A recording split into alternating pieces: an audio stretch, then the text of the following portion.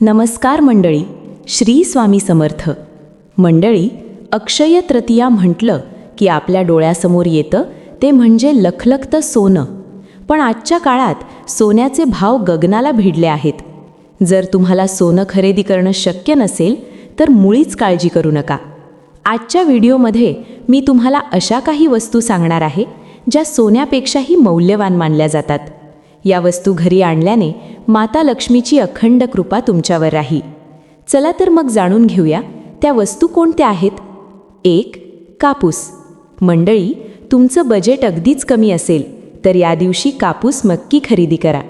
कापूस पांढरा, शुभ्र आणि मऊ असतो, जो आपल्या आयुष्यात शांती आणि समृद्धीचं प्रतीक मानलं जातं. 2. मीठ. मंडळी, सैंधव किंवा खडा मीठ.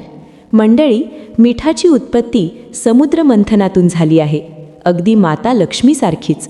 अक्षय तृतीयेला मीठ खरेदी करून घरी आणल्यास कधीही पैशांची चणचण भासत नाही, असं मानलं जातं. 3. झाडू. मंडळी, आपल्याकडे झाडूला लक्ष्मीचं प्रतीक मानलं जातं. या दिवशी नवीन झाडू खरेदी करा आणि त्याची पूजा करा. असं केल्याने घरातील दारिद्र्य दूर व्हायला मदत होते. 4. कवड्या. मंडळी, लक्ष्मी मातेला आकर्षित करण्यासाठी 5 ते 7 पिवळ्या कवड्या खरेदी करा. त्या आपल्या देव्हाऱ्यात ठेवल्याने धनलाभ होतो. 5. तुळशीचं रोप. मंडळी, तुमच्या घरी तुळस नसेल किंवा सुकली असेल तर या शुभ दिवशी नवीन तुळशीचं रोप नक्की लावा.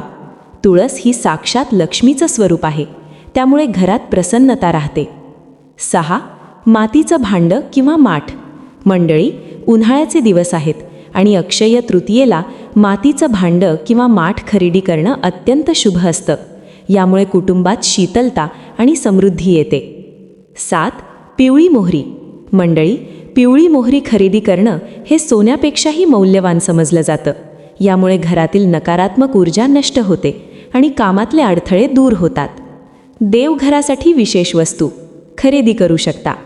मंडळी, जर तुम्हाला व्यवसायात किंवा घरात अधिक भरभराट हवी असेल तर तुम्ही या गोष्टींची स्थापना करू शकता. श्रीयंत्र आणि कुबेर यंत्र ही लक्ष्मी आणि कुबेर देवांची आसनं आहेत, ज्यामुळे स्थैर्य लाभतं. कवड्यांचे तोरण. घराच्या मुख्य दरवाजाला कवड्यांचे तोरण लावा, जेणेकरून नकारात्मकता बाहेरच राहील. लक्ष्मीची पावलं.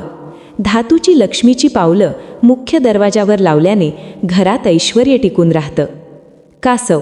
देवघरात तांब्याच्या प्लेटमध्ये एक छोटं कासव ठेवा.